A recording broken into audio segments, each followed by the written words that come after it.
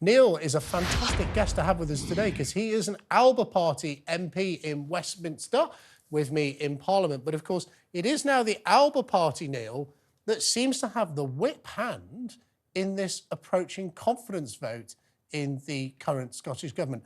Tell us a little bit about how the numbers work and how Alba's role will play out, please. Well, the Scottish Government have 63 MSPs, leaving 65 active votes for the opposition motion. That means that Ash Regan has the opportunity to either vote with the opposition motion, abstain, or vote to support the government. And convention in the Scottish Parliament dictates that the presiding officer will vote with the status quo. So if Ash Regan were to support Humza Yousaf in this vote of no confidence, that would equalise the numbers out to 64 each. And then the presiding officer's casting vote would render him safe from the vote of no confidence. So that's basically how the numbers work. OK, so Ash Regan, of course, was in the SNP like yourself. I think I'm correct in saying you come on the show a lot. We love having you on.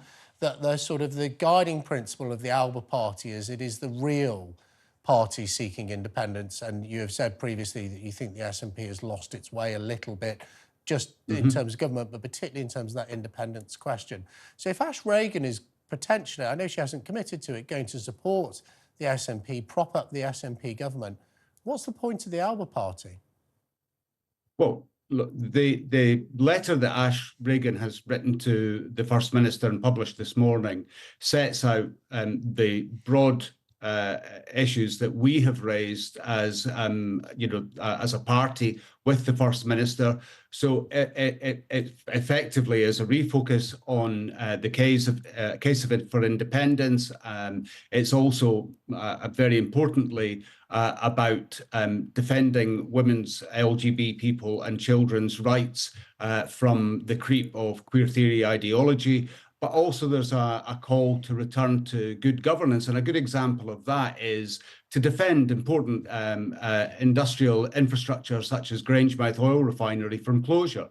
So, I mean, we're taking a very proactive position on this to try and steer the SNP government back towards good governance. And, you know, we've never taken a position that we're in direct competition with the SNP. We're there to support the cause of Scottish independence. And if that means that we work collaboratively with other independent supporting parties, and we're most of all convinced that that is their true objective, then that's what we'll do. I think what we saw yesterday from the Scottish Green Party is that their commitment to independence is a mirage. Their commitment to the environment is an absolute mirage as well. Their only true commitment and their only red line seems to be around the denial of the importance of the cash review and the persistence with the queer theory ideology that they have been promoting for the last number of years.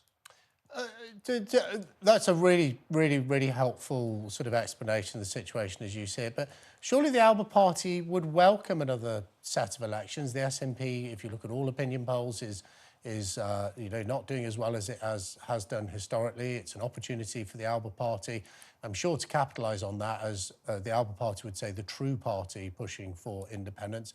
Why would Ash Regan prop up an SNP government when surely an election is what we need?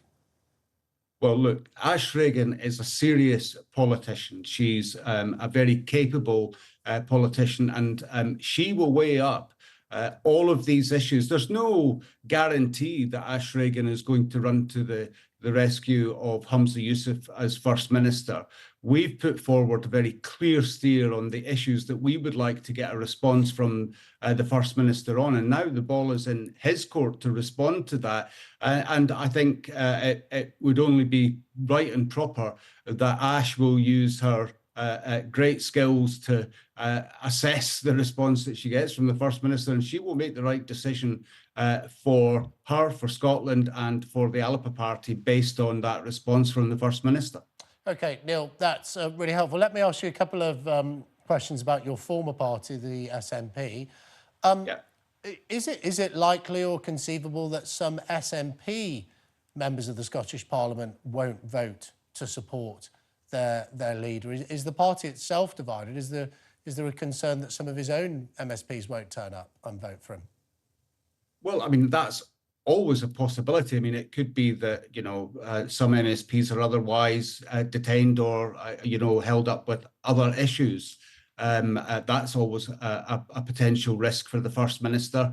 And that's quite an unpredictable situation when it comes to parliamentary votes. But I don't think, I mean, there's been a lot of discussion about, manoeuvres in the background within the SNP.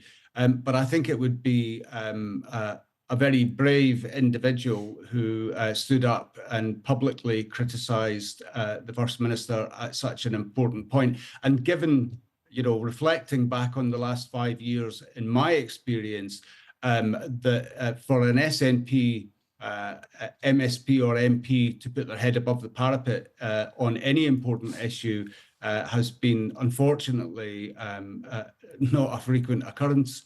It's been left to people like myself, Angus MacNeil, Joanna Cherry, and a few others who've had the courage to challenge both the dogma of Nicola Sturgeon and the failings of Humza Yousaf in the policies that they've developed.